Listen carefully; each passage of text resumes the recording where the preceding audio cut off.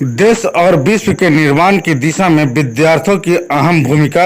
राष्ट्रपति द्रौपदी मुर्मू।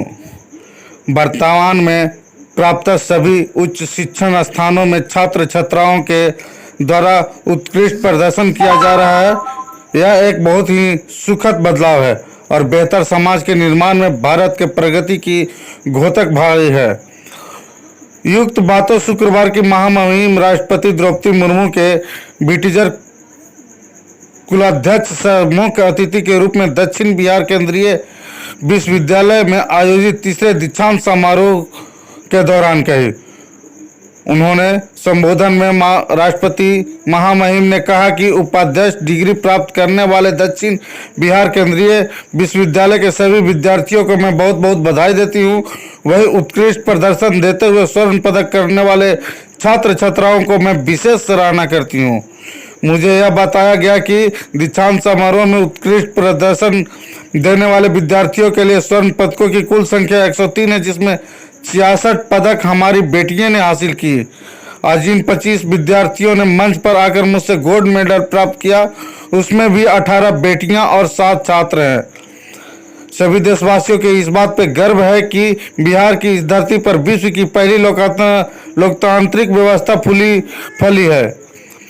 संविधान सभा के अंतिम भाषण में डॉक्टर भीमराव अंबेडकर ने कहा था कि संवैधानिक में प्राचीन साम्राज्यों के शामिल बुद्ध साम्राज्य से भी प्रेरणा ली गई है। भारत के संविधान एवं आधुनिक गणराज्य के निर्माण में भी बिहार की इस महान धरती से डॉक्टर सच्चिदानंद सिन्हा से डॉक्टर राजेंद्र प्रसाद के साथ साथ बिहार के अनेक भूमितियों ने अमूल्य योगदान दिया है। प्राचीन काल से ही बिहार की यह धरती प्रतिमाओं को विकसित करने के लिए प्रसिद्ध है। चाणक्य और आर्यभट्ट जैसे विद्वानों ने सामाजिक व्यवस्था के साथ साथ गणित के भी विज्ञान को क्षेत्र में क्रांतीय योगदान दिया है, जिससे पूरे मानवता के विकास की सहायता प्राप्त हुई है। इस विश्वविद्यालय के स्कूल के भवनों के नाम आर्यभट्ट भवन एवं चाणक्य भवन रखा गया है, जो काफी सराहनीय है। आज के इस परिवर्तन वाले दौर में भी देश और विश्व के निर्माण के दिशा में वह अहम भूमिका निभा रहे हैं। सम्मानित अतिथि के रूप में दीक्षांत समारोह में उपस्थित महामहिम राज्यपाल डॉक्टर विश्वनाथ आलोकर ने अपने संबोधन में यूसीबीटी के उत्कृष्ट पाठन का व्यवस्था एवं नियमित सत्र संचालन की सराहना की। कामेश्वर नाथ जनक पांडे भूतपूर्व कुल उन्होंने कहा कि यह धरती ज्ञान एवं मोक्ष की धरती है। यहाँ अतीत में नालंदा एवं विक्रमशिला जैसे महाविश्वविद्यालय रहे हैं, जिसे पूरी दुनिया को शिक्षा देने का कार्य किया है। आज उसी धरती पर दक्षिणाहम स्नातक और स्नातकोत्तर स्तर पर 1142 उत्तीर्ण छात्रों को स्वर्ण पदक और डिग्री प्रदान करने के लिए समान रूप से उत्साहित है।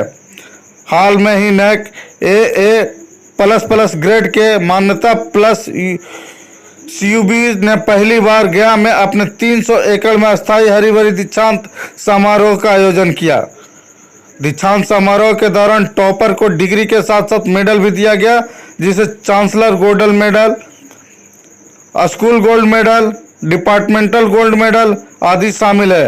वर्ष 2018, 2019, 2020 के दौरान अंडर ग्रेजुएट, पोस्ट ग्रेजुएट और PhD स्तर के उत्तीर्ण छात्रों को तीसरे दीक्षांत समारोह के दौरान डिग्री प्राप्त की गई। गौरतलब है कि 103 छात्राओं पदकों में से छात्राओं ने प्रभावशाली ढंग से 66 पदक हासिल किए। इसके अलावा कुछ छात्राओं ने विभिन्न श्रेणियों में से एक अधिक स्वर्ण पदक हासिल किए हैं। सेंट्रल यूनिवर्सिटी साउथ बिहार के इस कॉन्वोकेशन में मंच पे विराजमान बिहार के राज्यपाल श्री राजेंद्र विश्वनाथ आर्लेकर जी, कुलपति professor Kameshwar Nath Singh ji, faculty members and staff, guardians and dear students, देवियों और स्वजनों, सभी को मेरा नमस्कार। आज उपाधियां प्राप्त करने वाले दक्षिण बिहार केंद्रीय विश्वविद्यालय के सभी विद्यार्थियों को मैं बहुत बहुत बधाई देती हूँ। उत्कृष्ट प्रदर्शन के लिए पदक प्राप्त करने वाले विद्यार्थियों की मैं विशेष सराहना करती हूँ। मुझे ये बताया गया है कि विद्यार्थियों की को दिए जाने वाले पदकों की कुल संख्या 103 है। इन पदकों में 66 पदक हमारी बेटियों के लिए हासिल किए गए। मैं पदक विजेता छात्राओं को विशेष बधाई देती हूँ। आज जिन 25 विद्यार्थी ने यहाँ स्टेज पे गोल्ड मेडल लेने के लिए आए, उनमें से भी उन 25 में से भी 18 छात्राएं थे और 7 छात्र। प्राय सभी उच्च शिक्षण संस्थानों में छात्राओं द्वारा श्रेष्ठ प्रदर्शन किया जा रहा है। ये एक बहुत ही सुखद बदलाव है। ये एक बेहतर समाज के निर्माण की दिशा में भारत की प्रगति का व्यापक भी है। मैं समझती हूँ कि इस विश्वविद्यालय में छात्रावासों के नाम गर्गी और मैत्री जैसी महान ऐतिहासिक विभूतियों के नाम पर रखने के मूल में छात्राओं की प्रतिभा को प्रोत्साहित और सम्मानित करने की सोच निहित है। मैं महिला सशक्तिकरण में सहायक ऐसी प्रगतिशील विचारधारा की सराहना करती हूँ।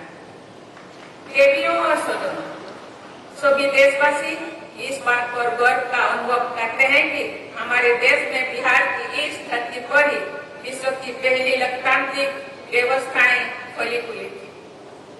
संविधान सभा में अपने समापन भाषण के दौरान बाबा साहेब डॉक्टर B.R. आम्बेडकर ने कहा था कि संसदीय प्रणाली के अनेक नियमों को भारत के प्राचीन गणराज्यों और बौद्ध संघों की कार्यप्रणालियों में देखा जा रहा है।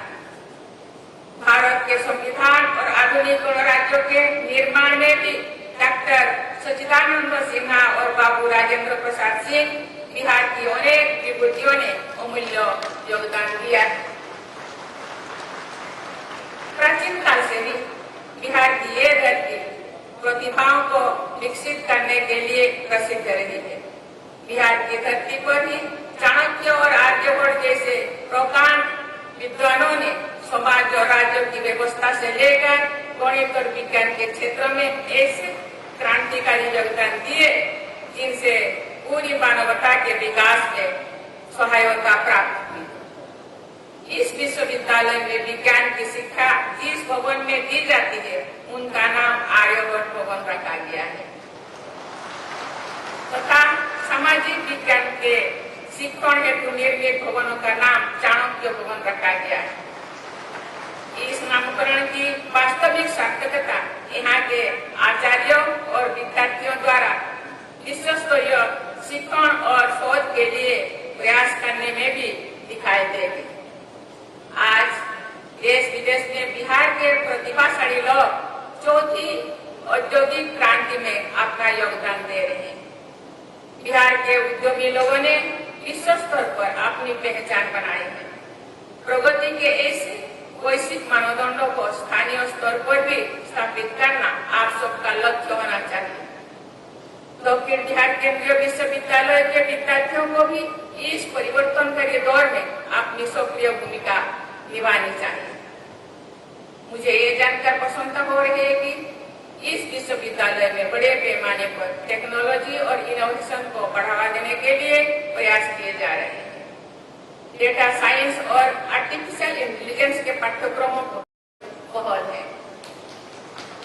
मुझे बताया गया है कि ज्ञान विज्ञान को साझा करने के लिए विश्वविद्यालय द्वारा कैंपस टू कम्युनिटी के नाम से एक कार्यक्रम चलाया जा रहा है। इस कार्यक्रम से किस प्रकार लोगों को जोड़ा जा रहा है उसके बारे में विस्तृत जानकारी मिलने पर मुझे प्रसन्नता होगी। मुझे बताया भी गया है कि विश्वविद्यालय ने doctor Ambedkar centre for excellence के माध्यम से वंचित वर्गों के विद्यार्थियों को प्रशासनिक सेवाओं में चयन के लिए होने वाली प्रतियोगी परीक्षाओं में सफलता हेतु सक्षम बनाने के लिए कार्यक्रम चलाया जा रहा है। ये सामाजिक परिवर्तन और समावेशी विकास की दिशा में एक सार्थक कदम सिद्ध हो सकता है। मैं आशा करती हूँ कि इस कार्यक्रम की सफलता ठोस परिमाणों के माध्यम से साबित हो। प्यारे विद्यार्थियों, गया के महत्व के बारे में सभी जानते हैं। आज से लगभग 2600 वर्ष पहले मगध नरेश बिंबिसार के शासनकाल के दौरान गया में बोध वृक्ष के नीचे सिद्धार्थ गौतम को बुद्धत्व प्राप्त हुआ। कालांतर में बुद्ध गया पूरे विश्व के श्रद्धालुओं के लिए सबसे महत्वपूर्ण केंद्र बन गया है। शताब्दियों पहले गया में निर्मित बौद्ध स्थापत्य एवं कलाकृतियां विशेषज्ञों और श्रद्धालुओं के लिए आकर्षण का केंद्र बनी हुई है। इस ऐतिहासिक तथ्य का लिखित उल्लेख मिलता है कि समुद्रगुप्त के शासनकाल में श्रीलंका से श्रद्धालुओं को एक दल बुद्ध गया के पवित्र परिसर में भिक्षु भवन की स्थापना करने के लिए आया था। प्राचीन काल से ही बिहार में नालंदा, विक्रमशिला और अदंतपुर नामक शिक्षा और संस्कृति के महत्वपूर्ण केंद्र विद्यमान थे। गया के पड़ोस में नालंदा में स्थित बौद्ध स्तूप तथा उसका परिसर प्राचीन भारत के सांस्कृतिक उत्कर्ष के साक्षी है। आज से लगभग 2600 वर्ष पहले के उल्लेख मिलते हैं कि आचार्य श्रीभद्र के नेतृत्व में नालंदा महाविहार एक विश्व स्तरीय शिक्षण केंद्र के रूप में सम्मानित था। अनेक देशों से लोग नालंदा में शिक्षा प्राप्त करने के लिए आते थे।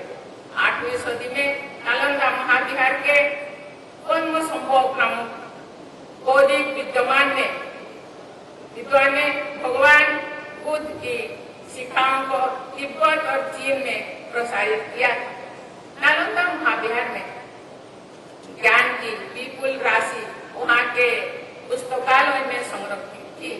राष्ट्रीय शिक्षा नीति 2020 में भारतीय ज्ञान परंपराओं से जुड़ने के सुझाव के पीछे अत्यंत समृद्ध भारतीय ज्ञान परंपरा का आधुनिक संदर्भों में पुनर्निर्माण करने का लक्ष्य भी निहित है। प्यारे विद्यार्थियों, विश्व के अनेक देशों में टैलेंट शॉर्टेज की समस्या महसूस की जा रही है। भारत के प्रतिभाशाली तथा परिश्रमी युवा विश्व की अनेक अर्थव्यवस्थाओं को तथा उन देशों में ज्ञान विज्ञान की प्रगति को अमूल्य योगदान दे रहे हैं। आज भारत विश्व की 5वीं सबसे बड़ी तथा सबसे तेज गति से आगे बढ़ने वाली मेजर इकोनॉमी है। शीघ्र ही विश्व की 3री सबसे बड़ी अर्थव्यवस्था बनने का हमारा राष्ट्रीय लक्ष्य है। इस लक्ष्य को प्राप्त करने में हमारी युवा पीढ़ी का महत्वपूर्ण योगदान होगा। आज जैसे युवा विद्यार्थी अपनी क्षमताओं का समुचित उपयोग करके डेमोग्राफिक डिविडेंड से देश को लाभान्वित कर सकते हैं। जलवायु परिवर्तन के संकट तथा पर्यावरण संरक्षण की अनिवार्यता से आप सभी भली भांति अवगत है। आप सभी को व्यक्तिगत एवं सामूहिक स्तर पर ऐसी जीवन शैली अपनानी है तथा ऐसी कार्य करने हैं जिनसे प्राकृतिक संपदा का कम से कम उपयोग तथा अधिक से अधिक संरक्षण एवं संवर्धन हो सके। बिहार की पावन धरा पर आज से लगभग 2600 वर्ष पहले भगवान महावीर और भगवान बुद्ध ने शांति, अहिंसा, प्रकृति और जीव जंतु के प्रति करुणा